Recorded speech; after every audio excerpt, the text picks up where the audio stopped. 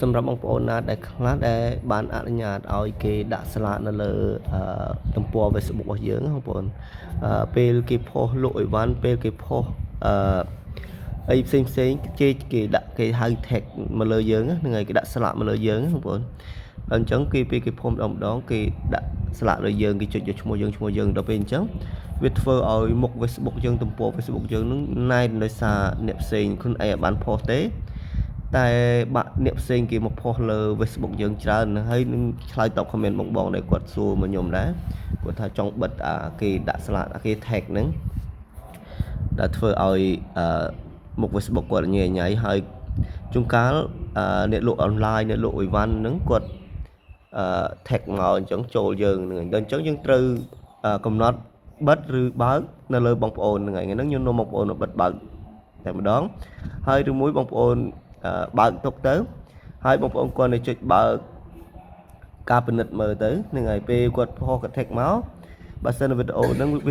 រូបភាពហ្នឹងមិនត្រូវនឹងចំណងបងប្អូនមិនបាច់អនុញ្ញាតទេគឺមិនទំព័រ Facebook ហ្នឹងគឺមិនអាចចូលមកបានទេលុះត្រាតែបងប្អូនជាអនុញ្ញាតណាហ្នឹងហើយតោះចូលមើលទាំងអស់គ្នាមកតើចូលដល់វិធីណាហ្នឹងហើយបន្ទាប់មកបងប្អូនចូលមកលើ Facebook យើងមកហ្នឹងហើយទីមួយចូលមកលើ Facebook យើងមកចូលលើ Facebook អានេះជា Facebook ផ្ទាល់ខ្លួនរបស់ខ្ញុំហ្នឹងហើយបងប្អូនចុចមកលើរូបភាពយើងមកនេះរូប profile របស់យើង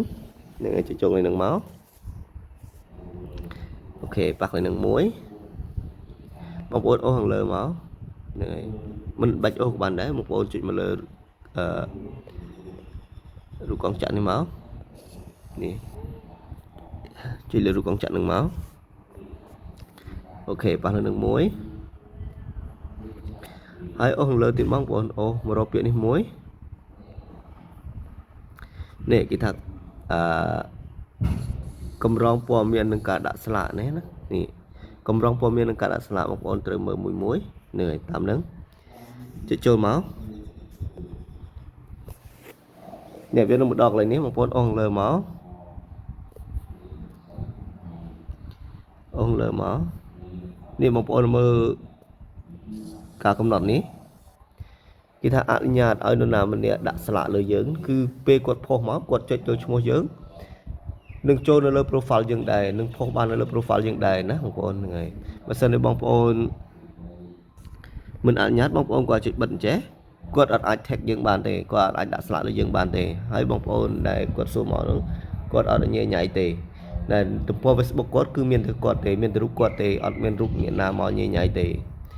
ណាកន្លែងដែលផុសហ្នឹងហើយតែសម្រាប់ខ្ញុំខ្ញុំដាក់ឲ្យគេ tag បានតែខ្ញុំ